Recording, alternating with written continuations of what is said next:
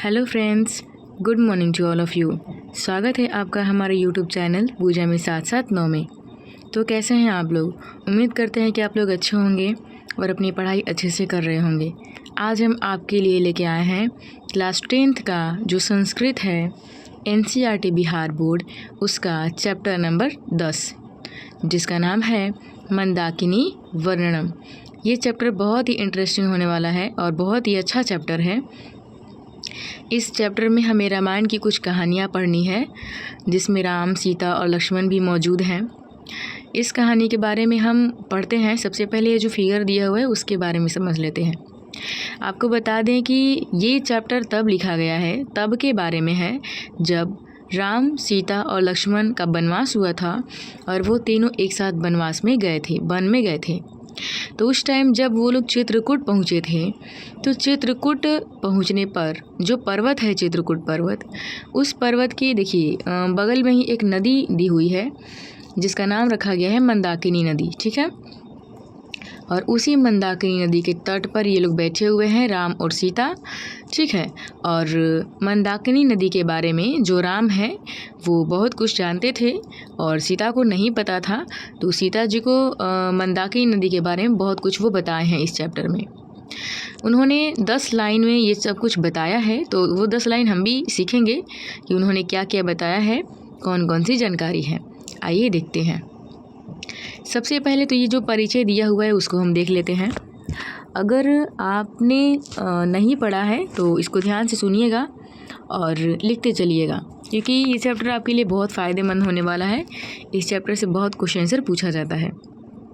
देखिए, लिखा है कि प्रस्तुत पाठ वाल्मीकि रामायणस्य अयोध्याकाण्डस्य पंचनवति मतलब होता है 95 तमात् सर्गात् संकलिता। लिखा हुआ है कि प्रस्तुत पाठ वाल्मीकि के द्वारा लिखा गया जो रामायण है उसके अयोध्या कांड के 95 सर्ग से संकलित है। सबसे पहले तो आपको बता दें कि ये जो पाठ है वो रामायण से लिया गया है। और रामायण किसने लिखा है? वाल्मीकि ने लिखा है। और रामायण में कितने कांड होते हैं? तो रामायण में टोटल कांड 7 होते हैं और उस 7 कांड में से एक है अयोध्या कांड और उसी अयोध्या कांड से ये चैप्टर लिया गया है। पहला लाइन आपको उम्मीद करते हैं कि समझ में आ गया होगा। आगे देखते हैं। वनवास प्रसंगे राम सीतया लक्ष्मण सह चित्रकूटम प्राप्नोति। वनवास के समय में राम, सीता और लक्ष्मण के साथ चित्रकूट जाते हैं। और चित्रकूट जब जाते हैं तो वहाँ पे बातचीत होती है, उसी के बारे में हमें पढ़ना है। तत्र स्थितां मंदाकिनी नदीं वर्णयन् सीता संबोधयति। वहाँ पे जो मंदाकिनी नदी है उसके बारे में राम ने सीता को संबोधित किया है, पुकारा है और मंदाकिनी नदी के बारे में बताया है। इयं नदी प्रकृति उपादाने संवलिता चित्तम हरति। बताया गया है इस चैप्टर में कि ये जो नदी है वो प्राकृतिक रूप से, ठीक है, हमारे मन को हरण करती है, मन को, चित्त को हमारे हर लेती है। यहाँ पे जब हम बैठते हैं तो ऐसा लगता है कि हम इसको देखते रहें, यहाँ से उठें ना। अस्या वर्णम कालिदासो रघुवंश काव्ये अपि त्रयोदश सर्गे करोति। त्रयोदश मतलब बता दें कि आपको 13 होता है। त्रय मतलब 3 और 10 मतलब 10। तो मंदाकिनी नदी का वर्णन सिर्फ वाल्मीकि ने ही नहीं किया है बल्कि कालिदास ने भी किया है। और कालिदास ने एक काव्य लिखा है जिसका नाम रघुवंश काव्य है। तो कालिदास ने अपना रघुवंश काव्य में 13वें सर्ग में वर्णन किया है, जबकि वाल्मीकि ने रामायण में 95 सर्ग में इसका वर्णन किया है। अनुष्ट छंदसी महर्षि वाल्मीकि मंदाकिनी वर्णे प्रकृति यथार्थ चित्रम करोति।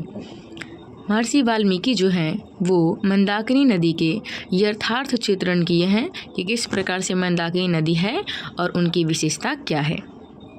यहाँ पे देखिएगा, यहाँ पे जो लिखा हुआ है वो विचित्र पुलिनाम रम्याम हंस सार सेविता। कुसुम उपसंपनाम पश्य मंदाकिनी नदीम पश्य। ये जो हार्ड यहाँ पे जो लिखी हुई है वो सारी लाइन थोड़ी सी हार्ड है, और किसी भी संस्कृत में जो हार्ड शब्द होते हैं उनको पढ़ने के लिए पहले अन्वय करना पड़ता है। अन्वय मतलब उनको तोड़ना पड़ता है, पहले उसको हम छोटा करते हैं, हल्का करते हैं और फिर हम पढ़ते हैं। तो ये काफ़ी हार्ड दिया हुआ है, पहले हम इसको अन्वय करेंगे और फिर पढ़ेंगे। देखिए यहाँ पर भी दिया है 3, 4, 5, 6, 7, 8, 9, 10। ये सारी थोड़ी सी हार्ड लाइन में दिए हुए हैं, और इन सारी चीज़ों का देखिए यहाँ पे जो दिया हुआ है लाइन 1, 2, 3, 4, ये सारी अन्वय करके देखिए यहाँ पे लिखा हुआ है अन्वय, ठीक है, मतलब कि अन्वय किया गया है। तो अब अन्वय करने का मतलब ये है कि उस हार्ड चीज़ों को हम थोड़ा सा मतलब इजी कर देते हैं, इजी वे में हो जाता है, और फिर इसका हिंदी हमको बहुत अच्छा से समझ में आ जाएगा। तो बिना देर किए पहले हम क्या करते हैं, पहला जो हिंदी समझते हैं। पहला में राम ने क्या कहा है, हे सीते कुसुमय उपसंपानाम विचित्र पुलिनाम हंस सार सेविताम रम्याम मंदाकिनीम नदीम पश्य। पहला का हिंदी है, हे सीते फूलों से सुशोभित रंग बिरंगी तटों वाली हंस सारस से सेवित सुंदर मंदाकिनी नदी को देखो। यानी कि राम ऐसा लगता है कि राम मंदाकिनी नदी के बारे में काफ़ी कुछ जानते थे। वो सीता को संबोधित करते हुए कहते हैं कि हे सीते फूलों से सुशोभित, यानी कि फूलों से सजी हुई, रंग बिरंगी तटों वाली, यानी कि बहुत सारे फूल तटों पर गिरे हुए थे, तो मंदाकिनी नदी जो थी वो रंग बिरंगी दिख रही थी। तो वहीं कहा गया है कि हे सीते फूलों से सुशोभित रंग बिरंगी तटों वाली हंस सारस से सेवित सुंदर मंदाकिनी नदी को देखो। पहला का हिंदी आप समझ गए होंगे, यानी कि जो मंदाकिनी नदी है उसके बारे में वो बता रहे हैं कि मंदाकिनी नदी जो है वो फूलों से सुशोभित है, और इस प्रकार से फूल बिखरे हुए हैं रंग बिरंगे कि जो नदी है उसका तट भी काफ़ी रंग बिरंगा लग रहा है। आइए देखते हैं दूसरा। हे सीते नाना विधे तीर रुहै पुष्प फल द्रुमय सर्वतः वृताम राजंती मंदाकिनी राजस्य नलिनीम इव। लिखा हुआ है। दूसरी लाइन में भी वो फिर से बता रहे हैं कि हे सीते विभिन्न प्रकार के फल फूल लताओं से घिरी हुई मंदाकिनी नदी इस प्रकार से लग रही है, ऐसी लग रही है जैसे कोई राजाओं की तालाब हो। जैसे आपने फिल्म में सीरियल में देखा होगा कि जो राजकुमारियाँ होती है, जो राजकुमार होते हैं, उनकी जो बागीचा होता है, जो उसमें तालाब होते हैं वो काफ़ी फल फूलों से सजे हुए होते हैं। तो उसी तरह से यहाँ बता रहे हैं कि हे सीते इस मंदाकिनी नदी के तट पर फल फूल लताएं इस प्रकार से बिखरी हुई है, इस प्रकार से सजी हुई है कि ऐसा प्रतीत होता है कि मंदाकिनी नदी जो है वो एक राजाओं की तालाब है। ठीक है, आइए देखते हैं तीसरा लाइन। हे सीते संप्राप्तम मृग युथ निपितानि कलु शाम्भासी रमणीयानि तीर्थानि में रति संजयति।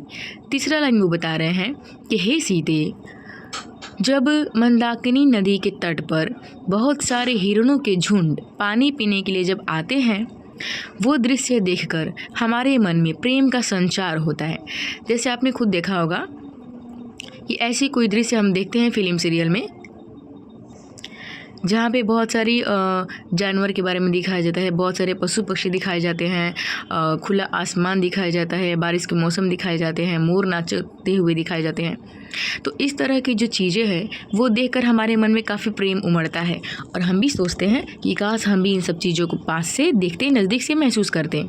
वही लिखा हुआ है कि हे सीते मंदाकिनी नदी के तट पर जब हिरणों के झुंड पानी पीने के लिए आते हैं तो वो दृश्य जो है वो कितना मनोहर लगता है, और ऐसा लगता है कि हमारे मन में प्रेम का संचार हो रहा है। इस दृश्य को देखो। आइए देखते हैं जो पैराग्राफ दिया है 4 नंबर। हे प्रिय काली जटा जिन्धरा वल्कलोत्वाससः ऋषयः तु मंदाकिनीं नदीम अवगाहन्ते। लिखा हुआ है, हे प्रिय इन जटाधारी ऋषि महर्षि जो कि पेड़ पत्तियों के छाल पहने हुए हैं इस मंदाकिनी नदी को पूजा कर रहे हैं, उनको देखो। जैसे आपने देखा होगा फिल्म सीरियल में भी कि जो नदी होती है उसके अगल बगल जो बहुत सारे पुजारी होते हैं जो पूजा करते हैं, तो वो दृश्य भी काफ़ी मनोहर लगता है देखने में। वही बताएं, यहाँ पे उन्होंने सीता नहीं कहा, यहाँ पे उन्होंने क्या कहा है, प्रिय कहा है। तो यहाँ पे वो कह रहे हैं, हे प्रिय, इन जटाधारी ऋषि महर्षियों को जो कि पेड़ पत्तियों के छाल पहनने वाले हैं मंदाकिनी नदी की पूजा कर रहे हैं और ये दृश्य काफ़ी मनोहर लग रहा है, इस दृश्य को तुम देखो। आइए देखते हैं इसके आगे वाला। देखते हैं पैराग्राफ नंबर 5। लिखा हुआ है, हे विशालाक्षी, एते परे संसित व्रता मुनयः उधर्व बाहवः नियमात आदित्यम उपतिष्ठन्ते। यहाँ पे उन्होंने सीता को सीता नहीं कहा है, प्रिय भी नहीं कहा है, विशालाक्षी कहे हैं। विशालाक्षी कहने का मतलब ये होता है बड़ी बड़ी आँखों वाली, ठीक है। तो बड़ी बड़ी आँखों वाली उन्हें इसलिए कहा गया है क्योंकि जो हिरन होते हैं उनकी आँखें थोड़ी बड़ी होती है और काफ़ी सुंदर होता है। सीता की भी आँखें उसी तरह की थी, इसलिए उन्हें मृगनयनी कहा जाता था। तो उसी आधार पर इन्होंने विशालाक्षी कहा है, उनकी बड़ाई करते हुए इन्होंने कहा है, हे विशालाक्षी, एते परे संस्कृत व्रता, यानी कि ये व्रत धारण किए हुए जो ऋषि महर्षि हैं वो अपनी बाहों को ऊपर की ओर करके सूर्य की उपासना कर रहे हैं। ये दृश्य को देखो। आप इमेजिन करिए कि आपके सामने अगर कोई मंदिर हो और वहाँ पे बहुत सारे लोग अपने हाथों को ऊपर की ओर करके पूजा कर रहे हैं, तो वो दृश्य काफ़ी मनोहर लगता है, काफ़ी अच्छा लगता है। वही बताए हैं 5 नंबर में, यह विशालाक्षी, इन व्रत धारण किए हुए ऋषि महर्षि जो कि अपनी बाहों को, अपनी भुजाओं को ऊपर की ओर करके नियम से सूर्य की पूजा कर रहे हैं, सूर्य की उपासना कर रहे हैं, इस दृश्य को देखो। जो 6 नंबर है उसमें लिखा हुआ है, हे विशालाक्षी, नदीम अभितः पुष्प पत्राणि सृजद्भिः पादपै मारुत धुत शिखर पर्वत प्रनिरित इव। यानी कि हे विशालाक्षी, नदी के अभितः मतलब दोनों ओर होता है, नदी के दोनों ओर फूल पत्तियाँ इस तरह से बिखरे हुए हैं और हवाओं में वो इस तरह से उड़ रहे हैं कि उनके साथ साथ ऐसा प्रतीत होता है कि पर्वत भी नाच रहा है। जैसे आपने देखा होगा कि जब कभी आप यात्रा करते हैं, गाड़ी बस में जाते हैं, तो आप मतलब बैठे होते हैं गाड़ी में, लेकिन आपको ऐसा लगता है कि जो रास्ता है, जो चीज़ें हैं वो भी आपके साथ साथ चल रही हैं, ठीक है, ऐसा प्रतीत होता है। चलता तो नहीं हालांकि, लेकिन प्रतीत होता है। उसी तरह से यहाँ भी लिखा हुआ है कि वो बता रहे हैं कि मतलब जब आंधी तूफान आता है, जब फूल पत्तियाँ उड़ती हैं उसमें, तो ऐसा प्रतीत होता है कि पर्वत भी उसके साथ नाच रहा है, उड़ रहा है। इसका हिंदी है, हे विशालाक्षी, नदी के दोनों ओर फूल पत्तियाँ इस प्रकार से हवाओं में उड़ रही हैं कि ऐसा प्रतीत होता है कि उनके साथ साथ पर्वत भी उड़ रहा है, उनके साथ साथ पर्वत भी नाच रहा है। आइए देखते हैं जो पैराग्राफ नंबर 7। हे विशालाक्षी, क्वचित मणिनिक्षुदाम, क्वचित पुलिन शालिनी, क्वचित सिद्धजनाकृणाम मंदाकिनी नदीम पश्य। 7 नंबर में वो बता रहे हैं कि हे विशालाक्षी, कहीं कहीं मंदाकिनी नदी के पानी पर जब सूरज की किरणें पड़ती है तो वो एक मणि के समान चमकती हुई दिखाई पड़ती है और वो दृश्य काफ़ी मनोहर लगता है। पुलिन शालिनी मतलब कि ये दृश्य जो रंग बिरंगी तटों वाली है वो बहुत सुंदर है। सिद्ध जनाकिणा, मंदाकिनी नदी के तट पर जो लोग, सिद्ध लोग जो हैं, जो साधु लोग हैं, वो क्रीड़ा करते हैं, खेलते हैं, पूजा करते हैं, वो दृश्य भी काफ़ी मनोहर लगता है। 7 का हिंदी है कि हे विशालाक्षी, मंदाकिनी नदी के पानी पर जब भी सूरज की किरणें पड़ती है तो वो मणि के समान चमकता हुआ प्रतीत होता है और रंग बिरंगी तटों वाली है। और इस नदी के तट पर जब सिद्ध लोग क्रीड़ा करते हैं, ठीक है, तो वो दृश्य काफ़ी मनोहर लगता है। 7 नंबर में उन्होंने तनुमध्य बोला है उनको, सीता को, और कहा है कि हे तनुमध्य, त्वं पश्य, तुम देखो, वायुनाम निर्धुतां वीततान पुष्प संचयान अपरान पोपूल्यमान जल मध्यगान पश्य। उन्होंने बताया है